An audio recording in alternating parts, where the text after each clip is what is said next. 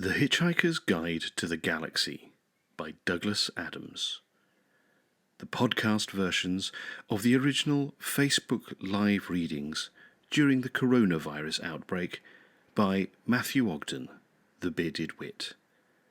Please bear in mind that as Facebook Live recordings, these are rough and ready. There are mistakes, there are a few trip-ups here and there is laughter from the reader as he goes through and follows the humour himself along with you, the listener. We hope you enjoy listening to these and share liberally. Part 16. Good evening all. I hope you are all doing fabulously well and that you are enjoying the summer weather, if you've got summer weather, and that you are managing to stay dry if you've got rain, and that you are staying warm if you're in the southern hemisphere and it's cold. So, I'd just like to say a big hello to the many listeners the world over. We're now up to 29 countries around the world that are listening into this stuff, and thousands of listeners on Spotify and Apple and Google Podcasts and Deezer and Stitcher and TuneIn Radio and everywhere else that I posted all this stuff. Hello, Utah, Sunday at last indeed. You are completely right. I'm just going to give it a couple of seconds for various people to realise that this is happening if they want to join. I won't rush it, but do, if you're, wherever you're listening to this, if you're listening to this on Gigglefix, if you're listening to this on The Bearded Wit, if you're listening to this on Ninja Thinking, and if you're listening to this on Licking Toads, hello, one and all. Give me a shout, post a hello, say good evening, or good morning, or good night, depending on where you are in the world, whatever is appropriate, and then we'll crack on with this stuff. I think, as I said last week, we will get to the end of Life, the Universe, and Everything this evening, and then I'm going to take a break for a few weeks, just to sort of chill out a bit. Hello, Niels, another faithful listener. Good to see you there, sir. But yeah, so I'll be taking a short break, maybe, I don't know, 2, 3, 4 weeks tops, just to sort of recharge. And then we'll crack on with the rest of the trilogy. We've still got 2 books to go after this one to wrap things up. So as soon as we get to the point that that's all done, what I will be doing in the meantime is asking you for input, wonderful listeners and viewers, for perhaps the next series of books that we can look at doing. Once we've sort of finished off the Douglas Adams material, there is a rich vein of other material that we can dive into that I can read for you. So just let me know your thoughts on that. I'm getting lots of lovely messages from people all over the place, so it's really sweet of you. Thank you very much if you've written to me. If I haven't replied, I'm sorry. I have been quite busy, but I'll get back to you as soon as I can. If I have replied to you, I'm sorry if I sound mad. But, you know, hey, that's the way things are. Right. I think that's enough blether to start with. Shall we crack on? Thank you very much, everybody, for being here, as usual. Let's crack on with the final part of Life, the Universe, and Everything. Okay. Just to recap quickly, we have got to the point where Arthur Dent inadvertently learnt how to fly and got hit in the back of the small of the back by, hello, my mother's just here saying, hi there, just joined you after our chicken and asparagus, which was lovely. So just letting you know, everyone in the world, my mum has made some fantastic chicken and asparagus, and they were very pleased with it. Right, sorry about that. Where was? Oh, yes, exactly. Arthur Dent had been hit in the back of the small of the back by a floating party, which has since itself been interrupted, gate crashed by the cricket robots, and they have taken away the award for, what was it? It was the award for the most creative use of the word "fuck" in a documentary, I think, and that has meant that's actually the last part of the wicket gate. And so the crew of the Bistromath are feeling a bit low, trying to figure out what to do next. But one of the things that was taken away from the party before it crashed to Earth, or crashed to whatever planet it was some crisps, a packet of potato chips, potato crisps. Ford had taken with him, and that has disappeared. He was really quite peeved with that. But we found out at the end that quite possibly they are being munched by Trillian, who has since rejoined the crew after being spirited away from the clutches of Thor, who was very, very strong and very, very stupid. And she is in the room of informational illusions munching on the crisps, and that's where we pick the story up. So, have fun this evening. It is a mistake to think that you can solve any major problems just with potatoes. For instance, there was once an insanely aggressive race of people called the Silastic Armour Fiends of Stritarax, and that was just the name of their race. The name of their army was something quite horrific. Luckily, they lived even further back in galactic history than anything we've so far encountered, 20 billion years ago, when the galaxy was young and fresh and every idea worth fighting for was a new one. And fighting was what the Silastic Armour Fiends of Stritarax were good at, and being good at it, they did it a lot. They fought their enemies, i.e. everybody else, and they fought each other. Their planet was a complete wreck. The surface was littered with abandoned cities, which were surrounded by abandoned war machines, which were, in turn, surrounded by deep bunkers in which the Silastic Armour Fiends lived and squabbled with each other. The best way to pick a fight with a Silastic Armour Fiend of Stritarax was just to be born. They didn't like it. They got resentful, and when an armour fiend got resentful, someone got hurt. An exhausting way of life, one might think, but they did seem to have an awful lot of energy.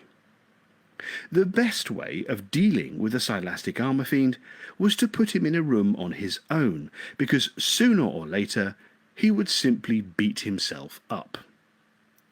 Eventually, they realised that this was something they were going to have to sort out, and they passed a law decreeing that anyone who had to carry a weapon as part of his normal Silastic work, policemen, security guards, primary school teachers, etc., had to spend at least 45 minutes every day punching a sack of potatoes in order to work off his or her surplus aggression.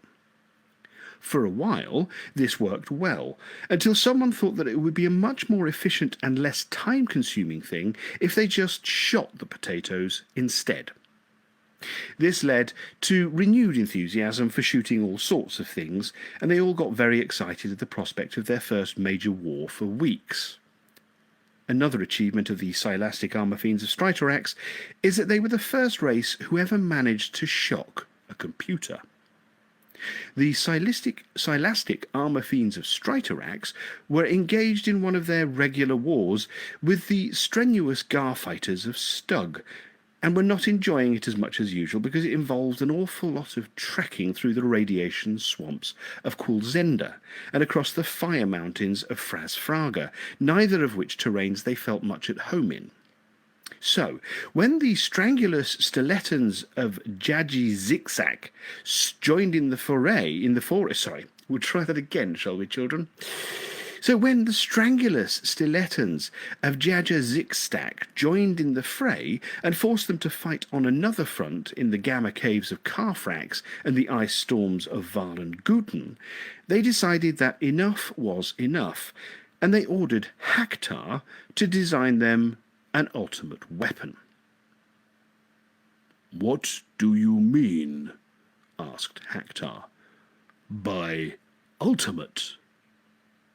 To which the Silastic Armour Fiends of Stritarax said, "Read a bloody dictionary!" and plunged back into the fray. So, Haktar designed an ultimate weapon. It was a very, very small bomb, which was simply a junction box in hyperspace that would, when activated, connect the heart of every major sun with the heart of every other major sun simultaneously, and thus turn the entire universe into one gigantic hyperspatial supernova. When the Silastic armor fiends tried to use it to blow up a Strangular Stiletton munitions dump in one of the Gamma caves, they were extremely irritated that it didn't work, and said so. Haktar had been shocked by the whole idea. He tried to explain that he had been thinking about this ultimate weapon business and had worked out that there was no conceivable consequence of not setting the bomb off that was worse than the known consequence of setting it off, and therefore he had taken the liberty of introducing a small flaw into the design of the bomb, and he hoped that everyone involved would, on sober reflection, feel that the Silastic armor fiends disagreed and pulverized the computer. Later, they thought better of it and destroyed the faulty bomb as well. Then, pausing only to smash the hell out of the strenuous Garfighters of Stug and the Strangular Stilettons of Jaja Zigzag, they went on to find an entirely new way of blowing themselves up, which was a profound relief to everyone else in the galaxy, particularly the Garfighters, the Stilettons, and the Potatoes. Trillian had watched all this, as well as the story of cricket. She emerged from the Room of Information Illusions thoughtfully, just in time to discover that they had arrived too late. Even as the starship Bistromath flickered into objective, being on top... Sorry, I need a slurp of water.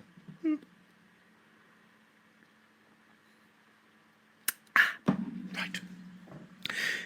Even as the starship Bistromath flickered into objective being on the top of a small cliff on the mile-wide asteroid which pursued a lonely and eternal path in orbit around the enclosed star system of Cricket, its crew was aware that they were only in time to be witness to an unstoppable historic event. They didn't realise they were going to see two. They stood cold, lonely, and helpless on the cliff edge and watched the activity below. Lances of light wheeled in sinister arcs against the void from a point only about 100 yards below and in front of them. They stared into the blinding event. An extension of the ship's field enabled them to stand there by once again exploiting the mind's predisposition to have tricks played on it. The problems of falling up off the tiny mass of the asteroid, or of not being able to breathe, simply became somebody else's. The White Cricket warship was parked amongst the stark grey crags of the asteroid, alternately flaring under arc lights or disappearing in shadow. The blackness of the shaped shadows cast by the hard rocks danced together in wild choreography as the arc lights swept round them. The 11 white robots were bearing, in procession, the wicket key out into the middle of a circle of swinging lights. The wicket key was rebuilt. Its components shone and glittered. The steel pillar, or Marvin's leg, of strength and power, the gold bale, or heart of the infinite improbability drive, of prosperity, the perspex pillar, or Argibuthon sceptre of justice, of science and reason, the silver bale, or Rory Award for the most gratuitous use of the word fuck in a serious screenplay, and the now reconstituted wooden pillar, or ashes of a burnt stump, signifying the death of English cricket, of nature and spirituality. "I suppose there is nothing we can do at this point?" asked Arthur rather nervously. "No," sighed Slarty Bartfast. The expression of disappointment which crossed Arthur's face was a complete failure, and since he was standing obscured by shadow, he allowed it to collapse into one of relief. "Pity," he said. "We have no weapons," said Slarty Bartfast, stupidly. "Damn," said Arthur very quietly. Ford said nothing. Trillian said nothing, but in a peculiarly thoughtful and distinct way. She was staring at that blackness of the space beyond the asteroid.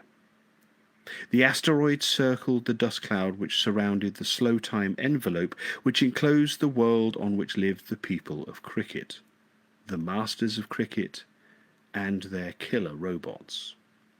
The helpless group had no way of knowing whether or not the cricket robots were aware of their presence. They could only assume they must be, but that they felt, quite rightly in the circumstances, that they had nothing to fear. They had an historic task to perform, and their audience could be regarded with contempt. "Terrible, impotent feeling, isn't it?" said Arthur, but the others ignored him. In the centre of the area of light which the robots were approaching, a square-shaped crack appeared in the ground. The crack defined itself more and more distinctly, and soon it became clear that a block of the ground, about 6 feet square, was slowly rising. At the same time, they became aware of some other movement, but it was almost subliminal, and for a moment or two it was not clear what it was that was moving. Then it became clear. The asteroid was moving. It was moving slowly in towards the dust cloud, as if being hauled in inexorably by some celestial angler in its depths. They were to make in real life the journey through the cloud which they had already made in the room of informational illusions. They stood frozen in silence, and Trillian frowned. An age seemed to pass. Events seemed to pass with spinning slowness as the leading edge of the asteroid passed into the vague and soft outer perimeter of the cloud. And soon they were engulfed in a thin, dancing obscurity. They passed on through it, on and on, dimly aware of vague shapes and walls indistinguishable in the darkness except in the corner of the eye. The dust dimmed the shafts of brilliant light. The shafts of brilliant light twinkled on the myriad specks of dust. Trillian again regarded the passage from within her own frowning thoughts. And they were through it. Whether it had taken a minute or half an hour, they weren't entirely sure, but they were through it and confronted with a fresh blankness, as if space were pinched out of existence in front of them. And now things moved quickly. A blinding shaft of light seemed to almost explode from out of the block which had risen 3 feet out of the ground, and out of that rose a smaller perspex block, dazzling with interior dancing colours. The block was slotted with deep grooves, 3 upright and 2 across, clearly designed to accept the wicket key. The robots approached the lock, slotted the key into its home, and stepped back again. The block twisted round of its own accord, and space began to alter. As space unpinched itself, it seemed agonizingly to twist the eyes of the watchers in their sockets. They found themselves staring, blinded, at an unravelled sun which stood now before them where it seemed only seconds before there had not been even empty space. It was a second or two before they were even sufficiently aware of what had happened to throw their hands up over their horrified, blinded eyes. In that second or two, they were aware of a tiny speck moving slowly across the eye of that sun. They staggered back and heard ringing in their ears the thin and unexpected chant of the robots crying out in unison. Cricket, cricket, cricket, cricket. The sound chilled them. It was harsh, it was cold, it was empty, and it was mechanically dismal. It was also triumphant. They were so stunned by these two sensory shocks that they almost missed the second historic event. Zaphod Beeblebrox, the only man in history to survive a direct blast attack from the cricket robots, ran out of the cricket warship brandishing a zap gun. "Okay," he cried, "this situation is totally under control as of this moment in time."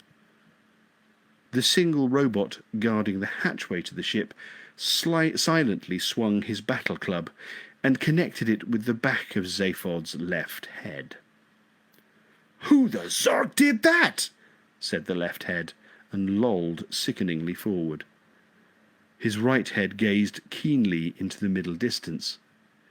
"Who did what?" it said. The club connected with the back of his right head. Zaphod measured his length as a rather strange shape on the ground. Within a matter of seconds, the whole event was over. A few blasts from the robots were sufficient to destroy the lock forever. It split and melted and splayed its contents brokenly. The robots marched grimly, and it almost seemed in a slightly disheartened manner, back into their warship, which, with a foop, was gone. Trillian and Ford ran hectically round and down the steep incline into the dark, still body of Zaphod Beeblebrox. "I don't know," said Zaphod, for what seemed to him like the 37th time. They could have killed me, but they didn't. Maybe they just thought I was a kind of wonderful guy or something. I could understand that." The others silently registered their opinions of this theory.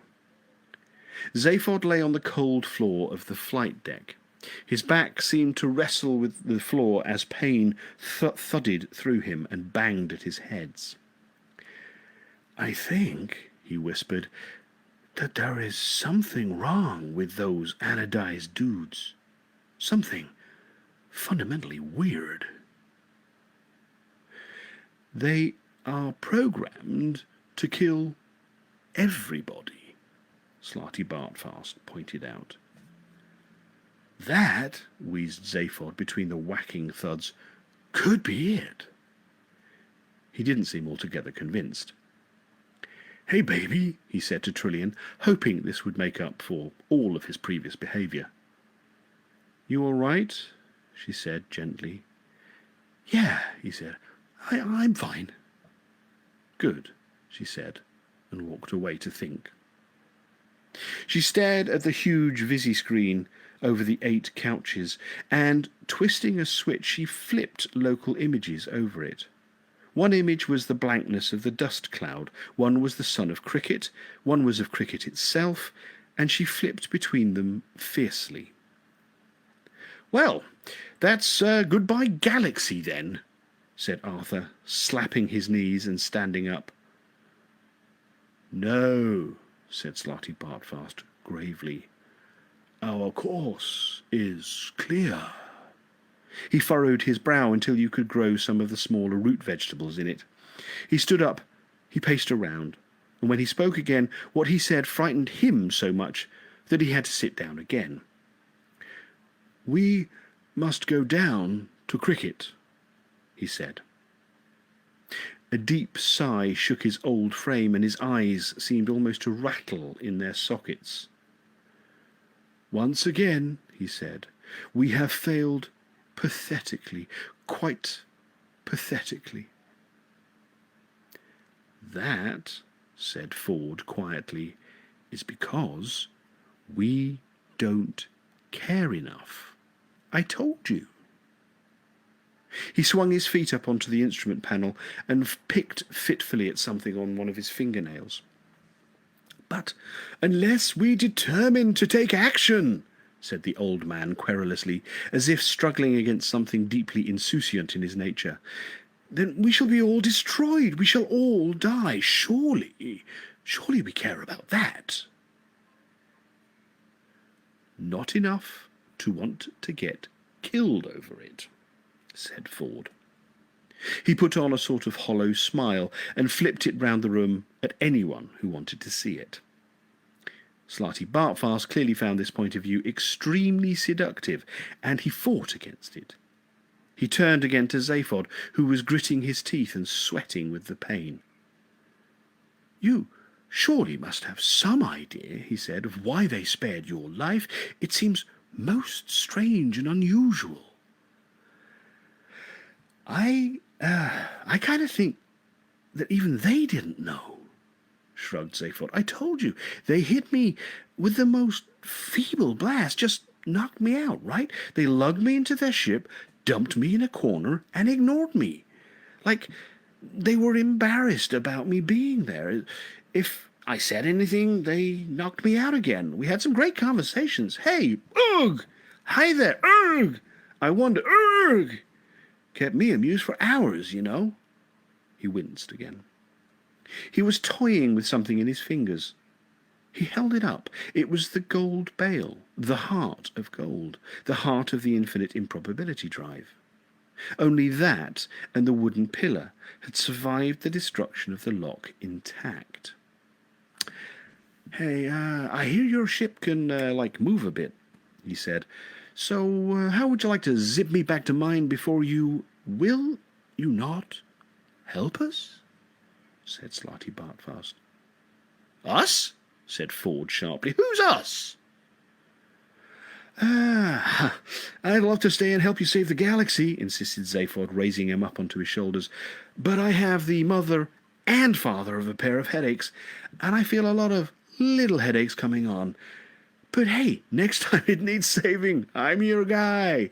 Hey, Trillian, baby." She looked around briefly. "Yes? You want to come? Heart of gold? Excitement? Adventure? Really wild things?" "I'm going down to cricket," she said. It was the same hill, and yet not the same. This time it was not an informational illusion. This was cricket itself, and they were standing on it. Near them, behind the trees, stood the strange Italian restaurant which had brought these, their real bodies, to this, the real, present world of cricket. The strong grass under their feet was real, the rich soil real too. The heady fragrances from the tree too were real. The night was real night. Cricket. Possibly the most dangerous place in the galaxy for anyone who isn't a cricketer to stand. The place that could not countenance the existence of any other place, whose charming, delightful, intelligent inhabitants would howl with fear, savagery, and murderous hate when confronted with anyone not their own. Arthur shuddered. Slarty Bartfast shuddered. Ford, surprisingly, shuddered. It was not surprising that he shuddered, it was surprising that he was there at all. But when they'd returned Zaphod to his ship, Ford had felt unexpectedly shamed into not running away. Wrong, he thought to himself. Wrong, wrong, wrong, wrong, wrong. He hugged to himself one of the zap guns with which they had armed themselves out of Zaphod's armory.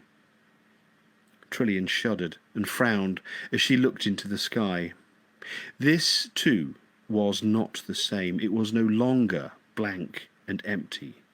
Whilst the countryside around them had changed little in the 2,000 years of the cricket wars and the mere 5 years that had elapsed locally since cricket was sealed into its slow time envelope 10 billion years ago, the sky, however, was dramatically different. Dim lights and heavy shapes hung in it. High in the sky, where no cricketer ever looked, were the war zones, the robot zones. Huge warships and tower blocks floating in the Nilograv fields far above the idyllic pastoral lands of the surface of cricket. Trillian stared at them and thought.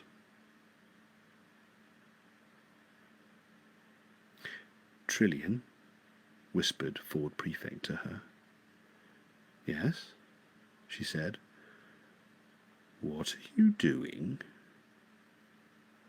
Thinking. Do you always breathe like that when you're thinking? I wasn't aware that I was breathing. That's what worried me. I think I know, said Trillian. Shh! Said Slarty Bartfast in alarm, and his thin, trembling hand motioned them further back beneath the shadow of the tree. Suddenly, as before in the tape, there were lights coming along the hill path, but this time the dancing beams were not from lanterns, but electric torches, not itself in a dramatic change, but every little detail made their hearts thump with fear. This time there were no lilting, whimsical songs about flowers and farming and dead dogs, but hushed voices in urgent debate. A light moved in the sky with a slow weight. Arthur was clenched with a claustrophobic terror, and the wind was warm but caught at his throat. Within seconds, a second party became visible, approaching from the other side of the dark hill. They were moving swiftly and purposefully, their torches swinging and probing around them. The parties were clearly converging, but not merely with each other. They were converging deliberately on the spot where Arthur and the others were standing. Arthur heard the slight rustle as Ford Prefect raised his zap gun to his shoulder, and the slight whimpering cough as Slarty Bartfast raised his. He felt the cold, unfamiliar weight of his own gun, and with shaking hands he raised it.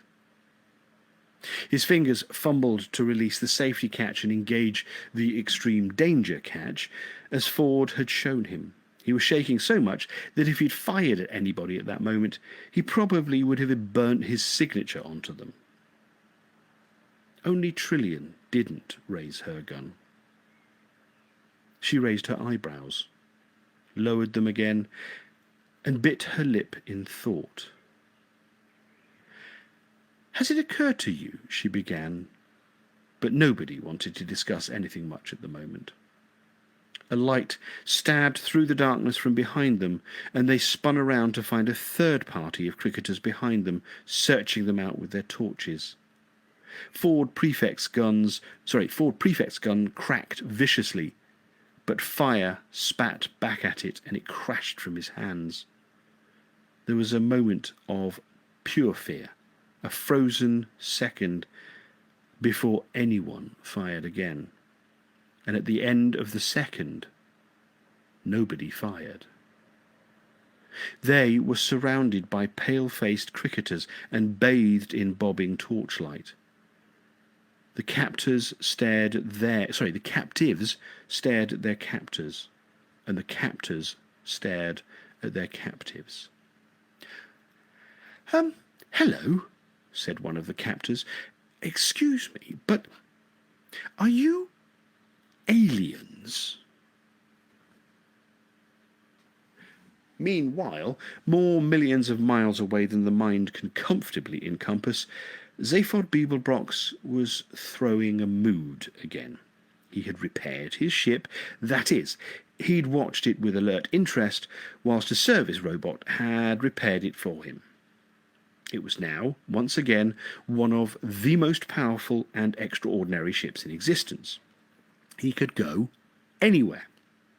He could do anything. He fiddled with a book and then tossed it away. It was the one he'd read before. He walked over to the communications systems and opened an all-frequency channel. "Anyone want a drink?" he said. "This is an emergency, feller?" crackled a voice from halfway across the galaxy. "Got any mixers?" said Zaphod. "Go take a ride on a comet." Okay, said Zaphod, and flipped the channel shut again. He sighed and sat down. He got up again and wandered over to a computer screen. He idly pushed a few buttons. Little blobs started to rush around the screen, eating each other. "Pow!" said Zaphod. "Free coo! Pop, pop, pop!" "Hi there!" said the computer brightly after a minute of this. "You have scored 3 points. Previous best score 7,597,200. Okay, said Zaphod, and flipped the screen back off again. He sat down again. He played with a pencil, and this, too, slowly started to lose its fascination. Okay, he said, and fed his score and the previous best one into the computer. His ship made a blur of the universe. "Tell us," said the thin, pale-faced cricketer, who'd stepped forward from the ranks of the others and stood uncertainly in the circle of torchlight, handling his gun as if he was just sort of holding it for someone else who'd just popped off somewhere, but we'd be back in a minute. Do you know anything about something called the balance of nature?" There was no reply from their captives, or at least nothing more articulate than a few confused mumbles and grunts.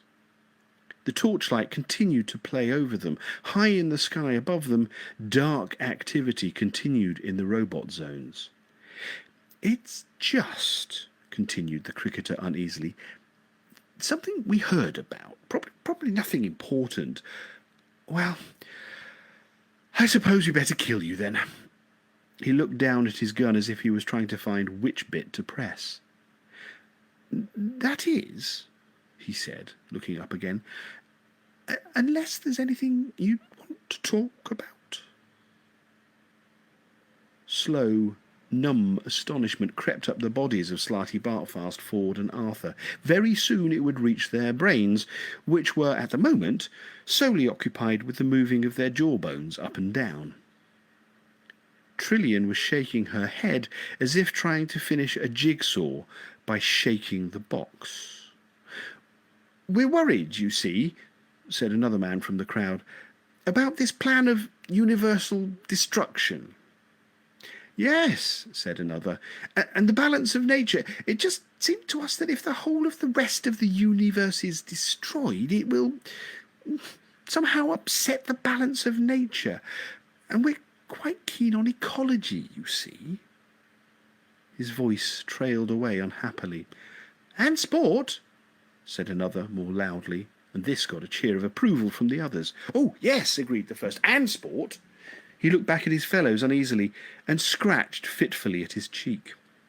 He seemed to be wrestling with some deep inner confusion, as if everything he wanted to say and everything he thought were entirely different things, between which he could see no possible connection. I've had thoughts like that, believe me.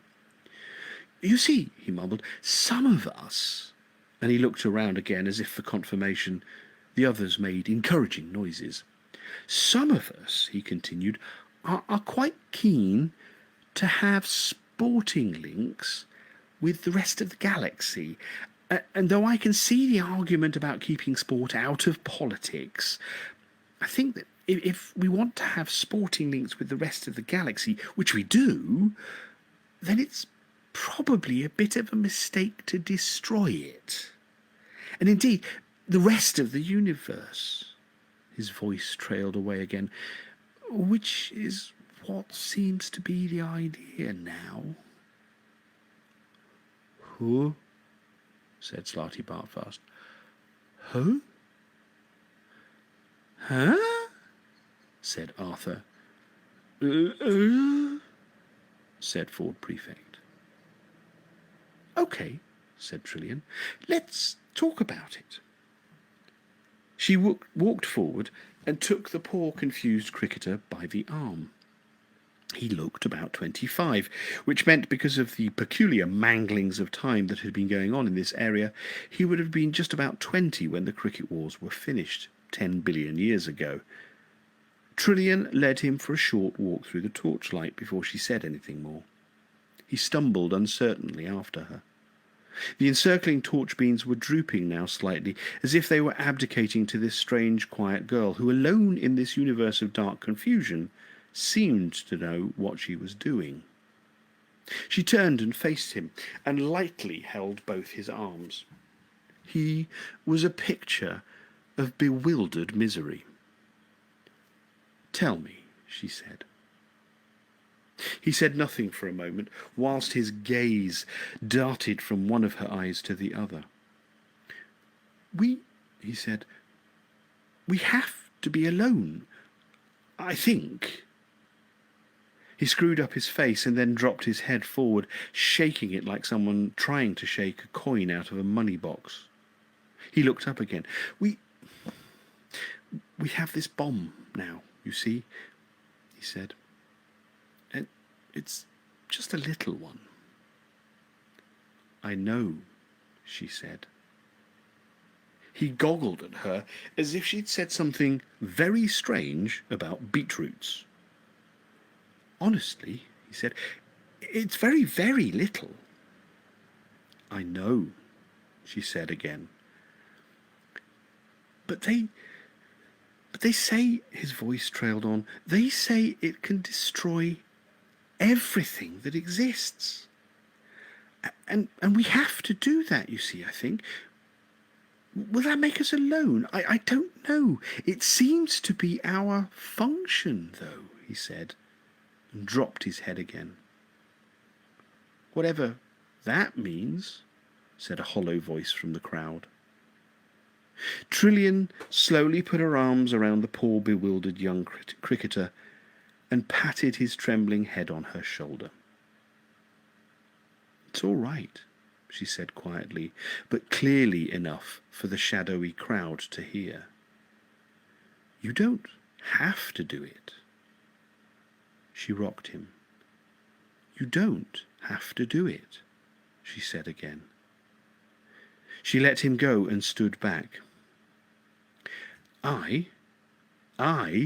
I want you to do something for me," she said, and unexpectedly laughed.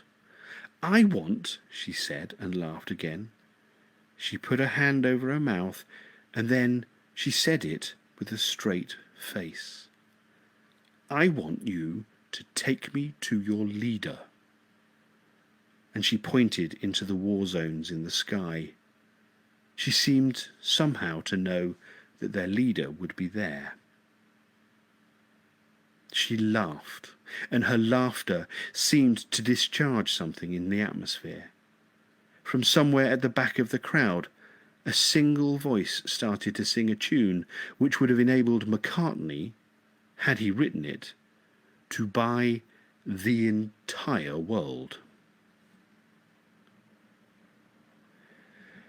Zaphod Beeblebrox crawled bravely along a tunnel, like the hell of a guy that he was. He was very confused, but continued crawling doggedly anyway, because he was that brave. He was confused by something that he'd just seen, but not half as confused as he was going to be by something that he was about to hear. So it would now be best to explain exactly where he was. He was in the robot war zones, many, many miles above the surface of the planet Cricket. The atmosphere was thin here and relatively unprotected from any rays or anything which space might care to hurl in his direction. He had parked the starship Heart of Gold amongst the huge jostling dim hulks that crowded the sky here above Cricket, and had entered what appeared to be the biggest and most important of the sky buildings, armed with nothing but a zap gun and something for both of his headaches. He'd found himself in a long, wide, and badly lit corridor in which he was able to hide until he worked out what it was he was going to do next. He hid because every now and then one of the Cricket robots would walk along it, and although he had so far led some kind of charmed life at their hands, it had nevertheless been an extremely painful one, and he had no desire to stretch what he was only half inclined to call his good fortune. He had ducked at one point into a room leading off the corridor, and had discovered it to be a huge and again dimly lit chamber. It was, in fact, a museum with just one exhibit: the wreckage of a spacecraft. It was terribly burnt and mangled, and now that he had caught up with some of the galactic history he'd missed through his failed attempts to have sex with the girl in the cyber cubicle next to him at school, he was able to put in an intelligent guess that this was the wrecked spaceship which had drifted through the dust cloud all those billions of years ago and started the whole bang shoot off.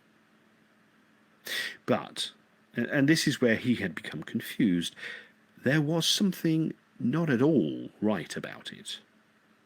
It was genuinely wrecked, it was genuinely burnt, but a fairly brief inspection by an experienced eye revealed that it was not a genuine spacecraft. It was as if it was a full-scale model of one, a solid blueprint. In other words, it was a very useful thing to have around if you suddenly decided to build a spaceship yourself and didn't have the first idea of how to do it. It was not, however, anything that would ever fly anywhere itself. He was still puzzling over this. In fact, he'd only just started to puzzle over it when he became aware that a door had slid open in another part of the chamber, and a couple of Cricket robots had entered, looking a little glum.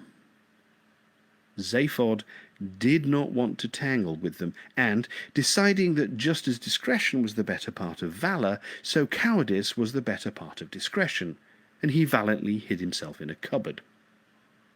The cupboard, in fact, turned out to be the top part of a shaft which led down through an inspection hatch into a wide ventilation tunnel. He let himself down into it and started to crawl along it, which is where we found him. He didn't like it. It was cold, it was dark, it was profoundly uncomfortable, and it frightened him. At the first opportunity, which was another shaft 100 yards further along, he climbed back up out of it. This time he emerged into a smaller chamber, which appeared to be a computer intelligence centre.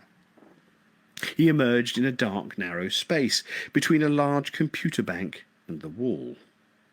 He quickly learned that he was not alone in the chamber and started to leave again, but when he began to listen with interest, he stopped, because it was interesting to hear what the other occupants had to say. "It's the robots, sir," said one voice. "There's something wrong with them." "What exactly?" These were the voices of two War Command cricketers. All the War Commanders lived up in the sky in the robot war zones and were largely immune to the whimsical doubts and uncertainties which were afflicting their fellows down on the surface of the planet. "Well, sir, I think it's just as well that they're being phased out of the war effort, and that we are now going to detonate the supernova bomb. In the very short time since we were released from the envelope—" "Get to the point. The robots aren't enjoying it, sir." "What?" "The war, sir. It seems to be getting them down. There's a certain world weariness about them, or perhaps I should say universe weariness." "Well, that's all right. They are meant to be helping to destroy it." "Well, yes. Well, they're finding it difficult, sir. They're afflicted with a certain lassitude. They're just finding it hard to get behind the job. They lack oomph." What are you trying to say? Well, I think they're very depressed about something, sir.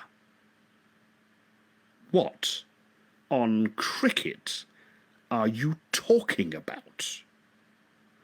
Well, in the few skirmishes we've had recently, it seems that they go into battle, raise their weapons to get to fire, and suddenly think, why bother? What, cosmically speaking, is it all about? And they just seem to get a little tired and a little grim. And then what do? Quadratic equations, mostly, sir. Fiendishly difficult ones, by all accounts. And then they sulk. Sulk? Yes, sir. Who ever heard of a robot sulking? I don't know, sir. What was that noise? It was the noise of Zaphod leaving with his head spinning. In a deep well of darkness, a crippled robot sat. It had been silent in its metallic darkness for some time. It was cold and damp. But being a robot, it was supposed to not be able to notice these things. With an enormous effort of will, however, it did manage to notice them. Its brain had been harnessed to the central intelligence core of the cricket war computer. It wasn't enjoying the experience, and neither was the central intelligence core of the cricket war computer. The cricket robots who'd salvaged this pathetic metal creature from the swamps of Squarnshellus Zeta had done so because they had recognized almost immediately its gigantic intelligence and the use which this could be to them. They hadn't reckoned with the attendant personality disorders, which the coldness, the darkness, the dampness, the crampedness, and the loneliness were doing nothing to decrease. It was not happy with its task. Apart from anything else, the mere coordination of an entire planet's military strategy was taking up only a tiny part of its formidable mind, and the rest of it had become extremely bored. Having solved all the major mathematical, physical, chemical, biological, sociological, philosophical, etymological, meteorological, and psychological problems of the universe, except his own, 3 times over, he was severely stuck for something to do, and had taken up composing short, dolorous ditties of no tune or indeed tune. Of no tone or indeed tune. The latest was a lullaby. Now the world has gone to bed, Marvin droned. Darkness won't engulf my head. I can see by infrared how I hate the night. He paused to gather the artistic and emotional strength to tackle the next verse. Now I lay me down to sleep, try to count electric sheep, sweet dream wishes you can keep. How I hate the night. Marvin! Hissed a voice. His head snapped up, almost dislodging the intricate network of electrodes which connected him to the central cricket war computer. An inspection hatch had opened, and one of a pair of unruly heads was peering through whilst the other kept on jogging it by continually darting to look this way and that, extremely nervously. Oh, it's you, muttered the robot. I might have known.